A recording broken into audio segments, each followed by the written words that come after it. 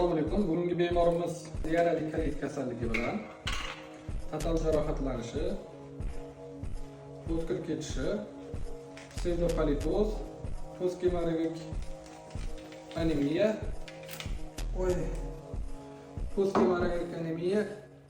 kaxeksiya ikkinchi darajasi diagnoz bilan jarrohlik amaliyotiga olindi. Ichak mana to'liq jarohatlangan. Ko'rishingiz mumkin. Mana psevdopalitozlarni ko'rsating.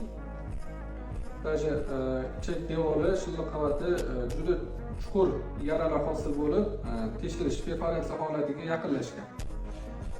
Bemorimizni ichi 10-15 mg martagacha ketadi. Keyin bemorda qon yiring aralash ketishni oqibatida juda kuchli ozib ketgan bemor. Bu bemorimizni biz birinchi etap operatsiyasini bajardik.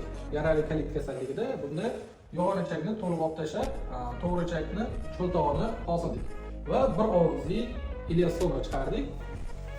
Bemorda, ya'ni qornida bir og'izli ileostomasi bor va to'g'ri ichak cho'ntog'i bor hozirda. Bir og'izli ileostomadan ingichka ichak chiqarilgan. Bu operatsiyamizning birinchi etapi hisoblanadi. 3 oydan 6 oygacha vaqt davomida bemor to'g'ri ichakni klizma qilib turishi kerak bo'ladi. Ikkinchi operatsiya nimadan iborat? Ichakdan, mana shu qorindan chiqarilgan ingichka ichakdan xaltacha yasaladi. Bu xaltacha banda to'g'ri ichak bor-ku, buni olib tashlaymiz-da, qolgan qismini. Mana bu qolgan to'g'ri ichakni bu yoqqacha sfinktergacha olib tashlaymiz. Bu yoqda sfinkter bo'ladi va shu sfinkterga anastomoz qilib ulaymiz ichakni, xaltachani. Bu xaltachaning vazifasi to'g'ri ichakni qismani vazifasini bajarib berish hisoblanadi. Ya'ni rezervuar, axlatni yig'adigan qopcha degan bo'ladi. Va bu amaliyotni bajarganimizdan keyin qorinda endi 2 og'izli ileostoma chiqaramiz. 2 og'izli ileostoma chiqarib qo'yamiz va bemor bu ichak stoma bilan yana qorinda 3 oy davomida, 3 oy 4 oy davomida yuradi. 3 oy 4 oydan keyin bu anastomozlar yaxshilab yopishib oladi.